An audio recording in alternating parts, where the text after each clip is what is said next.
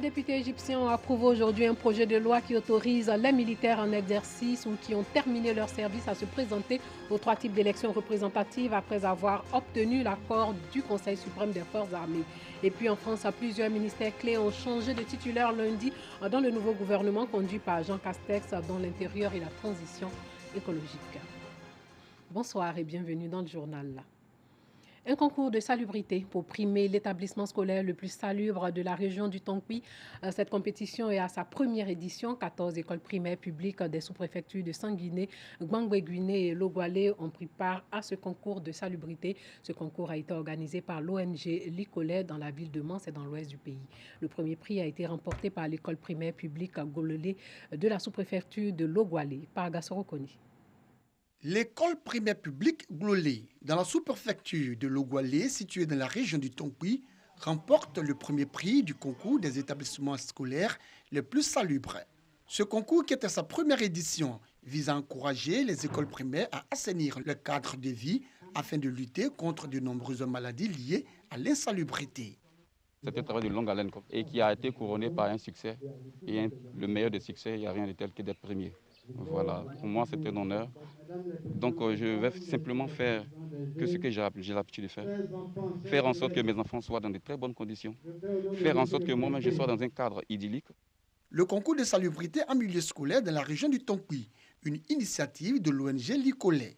Pour le coordonnateur de cette ONG, cette compétition s'inscrit dans le cadre de la promotion des droits fondamentaux de l'enfant.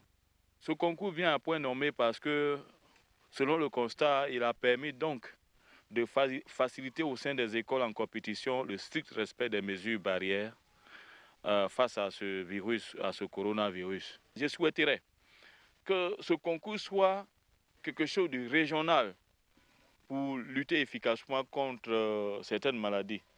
L'initiative de l'ONG Licolais, saluée par F. Boué, journaliste à la RTI, marraine de cette première édition du concours de salubrité en milieu scolaire de la région du Tongpi. Elle n'a pas manqué d'encourager l'ONG Licolais et féliciter le vainqueur de ce concours. Il y a des écoles où il n'y a même pas de moyens. Ils ont su créer des choses pour tenir l'environnement très propre, pour avoir des dispositifs de lavage des mains, pour même créer des toilettes, alors qu'il n'y a pas de structures qui existent. Il y a des écoles qui n'ont pas de clôture, mais qui ont créé des clôtures avec des matériaux naturels. C'est des choses à encourager et surtout à pérenniser parce que avec l'insalubrité, il y a beaucoup de maladies. Comme la marine, les autorités administratives et les représentants de l'UNICEF ont tous salué l'initiative et encouragé les participants. Pour eux, il est important qu'un tel concours s'étende dans plusieurs autres localités de la région. Ce sont 14 écoles primaires publiques des sous-préfectures de Sanguiné, Gbangbe-Guiné et Logoualé qui ont pris part à cette première édition du concours de salubrité en milieu scolaire dans la région du Tongpi. Pour faire face à la pénurie de sang, le Centre national de transfusion sanguine mobilise la population. La crise sanitaire a accentué, vous le savez, le manque du liquide précieux. Pour répondre donc aux besoins en sang, la société Plastica Côte d'Ivoire, en partenariat avec les bénévoles de premier secours, organise une collecte de sang. Bintou Pekele, Clément Boko. Collecter 1000 poches de sang en une journée malgré la crise sanitaire de la Covid-19. C'est l'objectif visé par la société Plastica et les bénévoles de premier secours en vue de lutter contre la pénurie de sang. J'ai eu l'information par les réseaux sociaux. Sauver une vie, c'est tellement important. J'ai utilisé le moyen de permission pour pouvoir être ici. Si encore je connaissais qui allait donner ce sang pour se soigner, je peux dire que je le fais pour cette personne.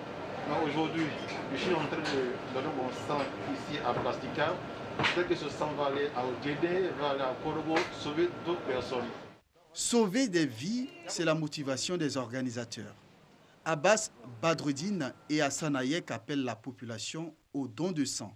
Plastica est une entreprise citoyenne, donc il était de notre devoir de le faire, dans le sens que nous avons appris que le CNTS en souffrait énormément en ce moment. On essaye d'amasser le maximum de poches avant la grande action qu'on va faire la semaine rouge, qui va être sur toute l'étendue de la Côte d'Ivoire.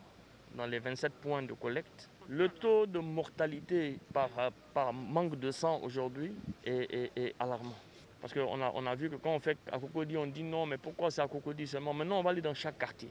Pour les responsables du CNTS, le Centre national de transfusion sanguine, cette initiative permettra de combler le gap de 3500 poches à collecter par semaine.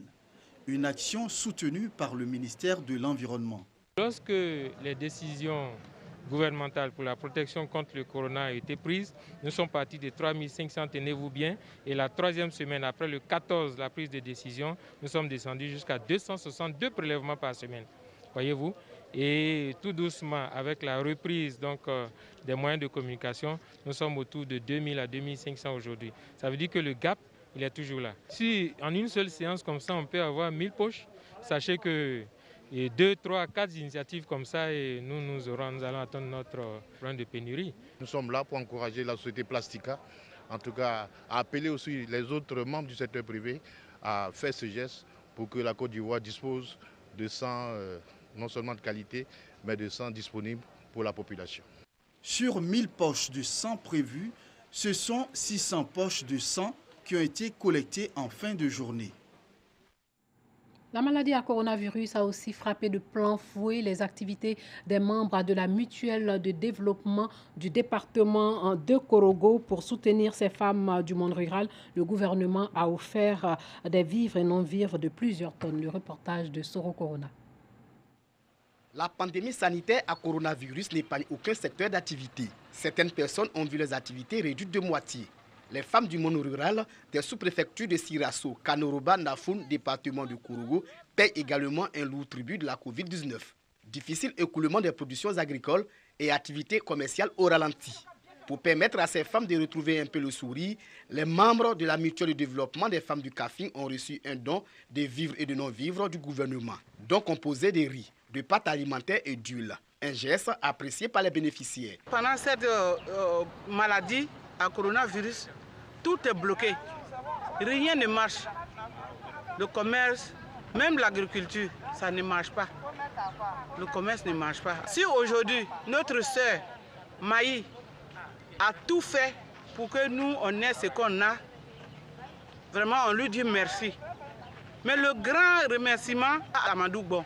Soro Maïmouna, présidente de cette mutuelle, a engagé ces femmes à ne pas baisser les bras et à respecter les mesures barrières pour éviter la Covid-19. Nous sommes venus les sensibiliser. Ici, les populations ne connaissent pas cette maladie-là. Nous sommes venus leur apporter des vivres parce que la situation à cause du Covid est difficile partout. Pour ce faire, Monsieur le Premier ministre a fait ce grand don pour les aider à soutenir les familles. La mutuelle de développement des femmes du Kafing a été créée en 2008 et revendique à ce jour plus de 15 000 membres. Elles exercent dans le commerce et le maraîcher.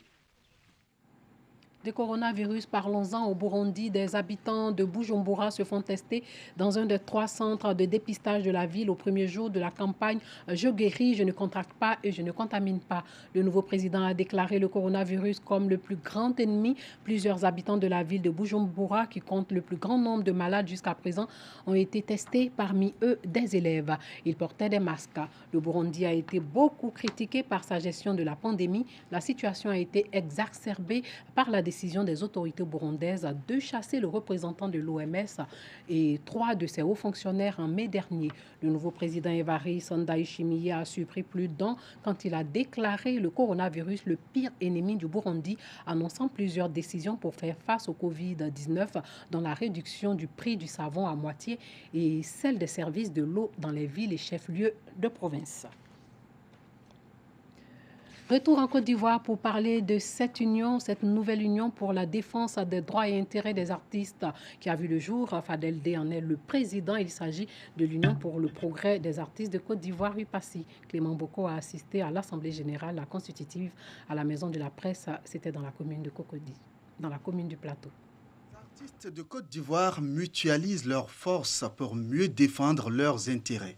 Ils mettent en place un nouvel organe dénommé UPACI, Union pour le progrès des artistes de Côte d'Ivoire. Koné Ibrahima Kalilou, plus connu sous le pseudonyme de Fadel Dey, en est le président. Il a été élu par ses collègues artistes lors d'une assemblée générale constitutive. Le nouveau président annonce les chantiers auxquels il compte s'attaquer.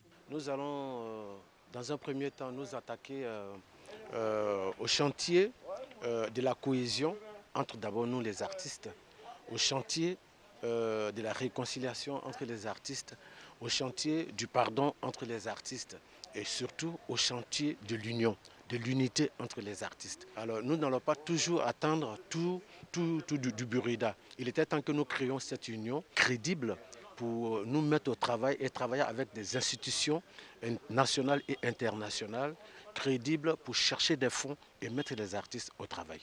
Les artistes saluent l'élection de Fadaldé. Alors, je suis très satisfaite, voilà, que Papa Fadaldé soit le président de notre union, que les choses évoluent du côté des artistes de Côte d'Ivoire. J'estime qu'il y avait peut-être un petit vide et on a décidé de combler cela, mettant en place une union à laquelle j'adhère d'ailleurs. Et bon, ils ont procédé à les élections. Le jeune qui est élu, Fadaldé, c'est un jeune frère à moi. Et je pense qu'il a aussi sa vision. Il a exposé des projets que j'ai adhérés, la recherche financière pour le bien-être des artistes, leur autonomie. Bon, moi j'ai adhéré à cela. Ça me va droit au cœur. Parce que nous les artistes, on ne peut pas rester comme ça. Quand il y a des trucs, tu appelles là, au moins, si on a quelqu'un pour s'adresser, moi je pense que c'est bien. À partir d'une à un moment donné, on n'entendait plus rien.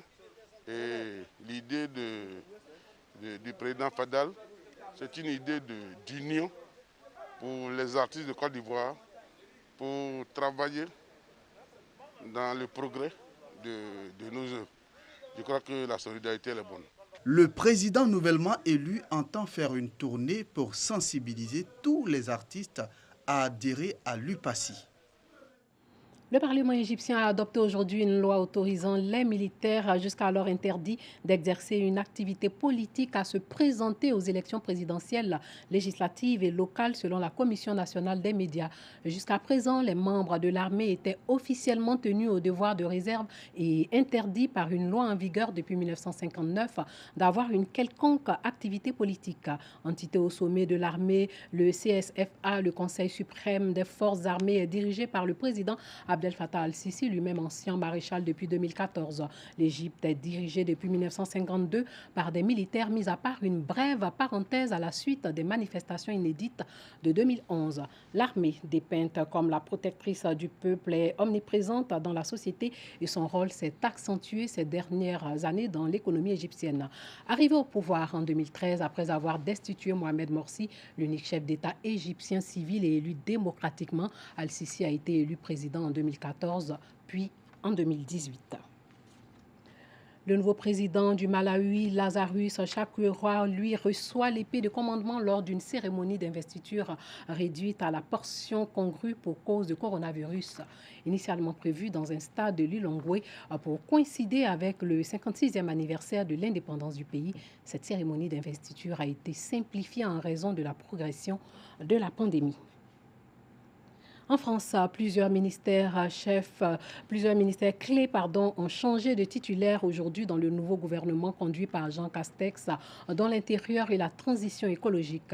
Le nouveau ministre de l'Intérieur, Gérald Darmanin, venu de la droite, était jusqu'à présent ministre de l'Action et des Comptes publics. La transition écologique choix à une ex-écologiste passée au parti présidentiel, la députée Barbara Pompili, ancienne secrétaire d'État à la biodiversité durant le quinquennat du président socialiste François Hollande. Un ténor du barreau, l'avocat Éric Dupond-Moretti, a été nommé ministre de la Justice. On reste toujours en France, à Paris, dans la capitale. Des centaines de personnes réclament un État démocratique en Algérie. Ils étaient réunis à la place de la République pour soutenir le mouvement El Irak. Rassemblement à Paris pour soutenir le mouvement El Irak en Algérie. L'événement est organisé le 5 juillet, jour anniversaire de l'indépendance. Cette fête tombe dans un mouvement populaire qui est appelé le Hirak. L'Algérie elle a eu son indépendance, mais le peuple considère que l'indépendance n'est pas acquise. Donc ils veulent reprendre leur destin en main. L'Algérie, le peuple algérien veut avoir son indépendance complètement. Il veut dans son pays avoir un État démocratique.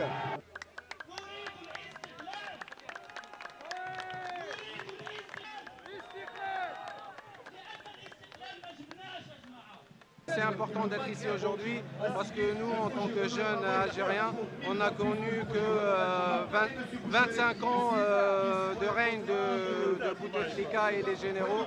Donc là, on est là pour faire appel à l'indépendance de l'Algérie, l'indépendance réelle de l'Algérie, et on est là pour ça.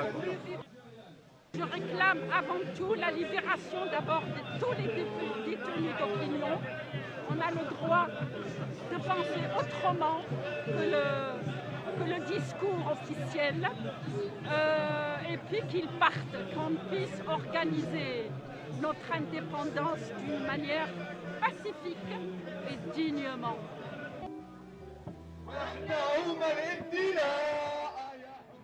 Fin de ce journal, portez-vous bien.